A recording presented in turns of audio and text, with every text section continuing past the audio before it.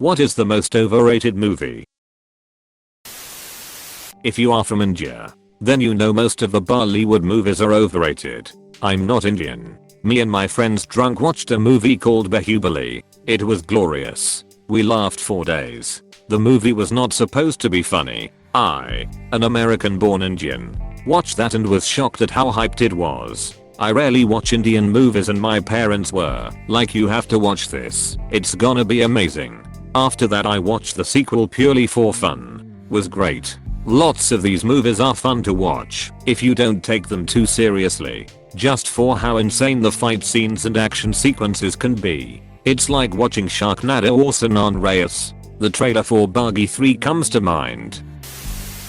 Kim K's sex tape. If there is one thing the Kardashians excel at, it's marketing. I fear someday the Kardashians will become some kind of inbred cult. You mean they aren't already? The inbred part is a few years off. No one wants to bang Rob. This is the kind of interesting thread where you find the reasons why all your favorite movies suck to someone else. I feel you on this, and it's worse when you can almost agree. I feel like that's what makes movies and having a functioning adult brain fun. I don't understand the idea that the thing you like also has to be good. Liking MCU movies doesn't mean you're stupid. Liking drama heavy or cheer films doesn't make you smart. You can love a movie and recognize that it's trash. This is so important. Not everything about humans has to make sense. You can still enjoy things that have been labeled as bad. You don't need to justify it to anyone, as long as it makes you happy. Likewise, you can also dislike things that have been deemed as good.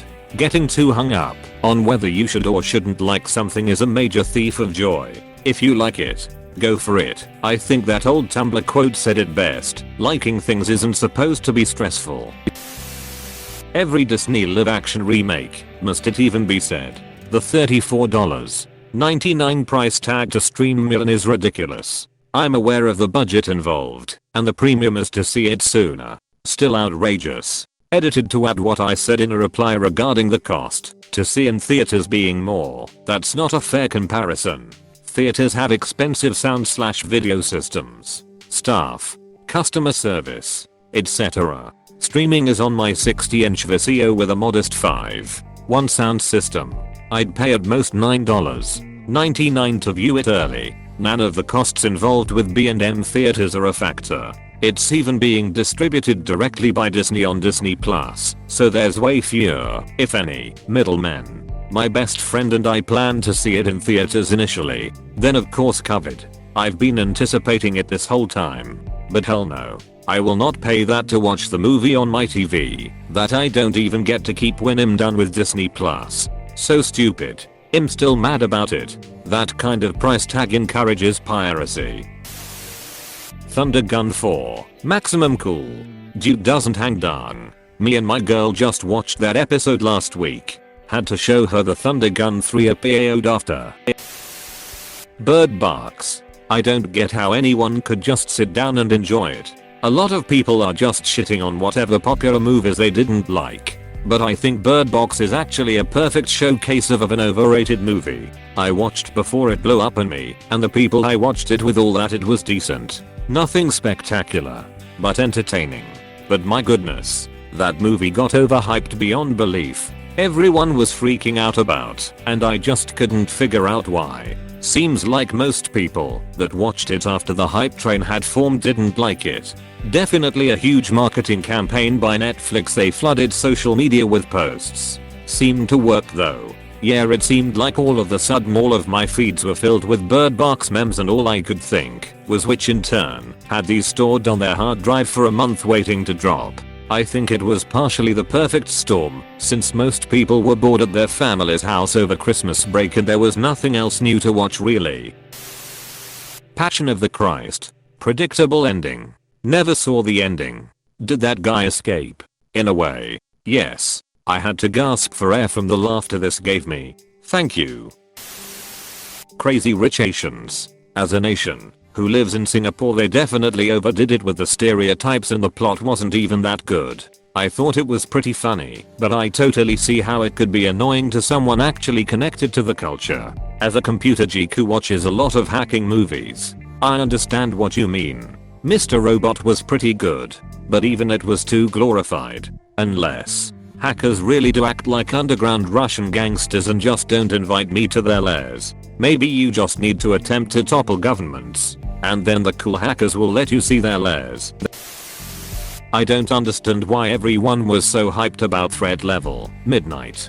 The acting was mediocre and the editing was just plain bad. Found wigged.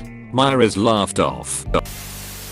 Do not attempt to say Shrek. You know, I just watched Shrek again recently, with the context of all the memory about it, and honestly, man, I have to say, it holds up 100%. It's funny as hell. Its emotional moments are nothing but genuine. And even the animation looks great for a movie that came out as long ago as it did. There's a reason it's endured as long as it has, and that's because it's a great film. The I Need a Hero montage from Shrek 2. So good. That is the best scene in all of animation. Fight me. No one's gonna fight you over Shrek. 50 Shades of Grey. Holy f how does nobody catch on to what a refined rapist that guy is? Try and watch 365 Days. Ariwayo Yellow Street BABGIRL. When I tell you I scream laughed at that. I also think that Academy Awards are overrated. For the past like 5-ish years they've been choosing the safest option for the best picture. I think they definition didn't do the safe option with Parasite this year. But otherwise I agree, yeah. Parasite was phenomenal. One of the best films I've seen in years. I was on the edge of my seat for the majority of it. I was totally not expecting the masterpiece that it is. Good acting and photography. Comedy. Crude. Real. Plot.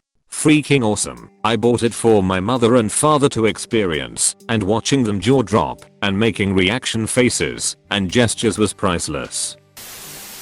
The Notebook. They should rename it The Creepy Obsessed Codependent. I like the man who threatened suicide in order to force a girl to go on a date with him. It was my ex's favorite film. We tried watching it together, but she kept making out with me during, so we didn't finish. Then when I tried to break up with her she threatened suicide and ended up hospitalized. Should have finished the movie. Did you have to fight in a war and build a house with your own hands after the breakup? Titanic. I had to queue for 4 hours to see it too. It was women and children first. The VHS release of this movie was genius. The first tape was about the love story. Then they hit the iceberg. You change the tape and watch the boat sink. My husband would just watch the second tape. I watched the ending of the first tape a lot as a kid. I saw this movie in theaters when I was maybe 8 and left to go to the bathroom right at that scene. The first time I watched the VHS was a little surprising. Fast and Furious 5, 6, 7, 8, 9, etc. The first 2 were actually cool and Tokyo Drift. Then it kinda went sideways. The movies started being less and less about cars and more about extravagant heists. I mean really only 5 is Ocean's 11. And since then it's been variations on Mission Impossible. First time I've ever heard Mission Impossible. That's fucking great.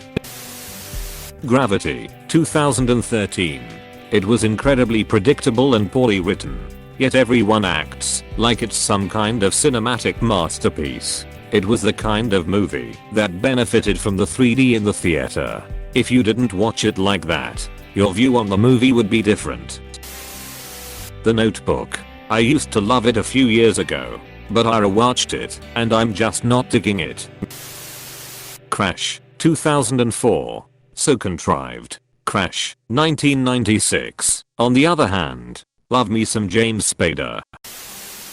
Pitch Perfect. No sequels were needed. I cringe at the idea they made 3 movies all with zero substance. SMH. The substance lies in the performances/music. The plot is predictable and the characters are walking cliches, but the music is pretty great. I thought the first one was a fun movie even ignoring the music performances. Yeah, definitely. The first one was about humorous characters with the backdrop of singing competition. The second 2 was just all about the singing and there was little to no storyline and all the character interactions were cliche and meaningless. Still worth a watch for the singing. But that's what made the first one good. Avatar. Blue Fern Gully without the humor. Avatar became famous in the top box office because of the amazing CGI and stuff like that. The level of CGI was something magic for a movie back in 2009. Back in 2009, stop saying it like that. You make it sound like it happened over 10 years ago. If 2009 is over 10 years ago, then 1999 is. Fuck. Wait, are the Matrix able to buy a drink now? A lot of recent Marvel movies. For me anyways. I just find them boring a lot of the time.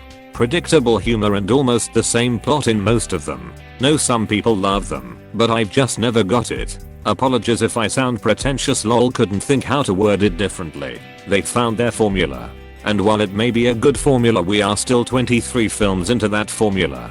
It gets old. I also think that far too many of their decisions are to go for the safe option.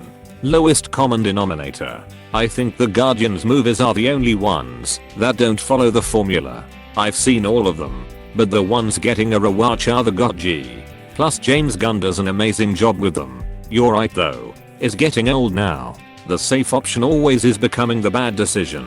Thor Ragnarok wants to have a word with you. Yeah, for me, most of the Marvel films are passable, and I'll watch them. But Thor Ragnarok is genuinely an excellent film in my book. I rate it as the best of all Marvel films by a long margin. Guardians of the Galaxy is a solid runner-up. It's interesting because Thor: The Dark World might be the worst.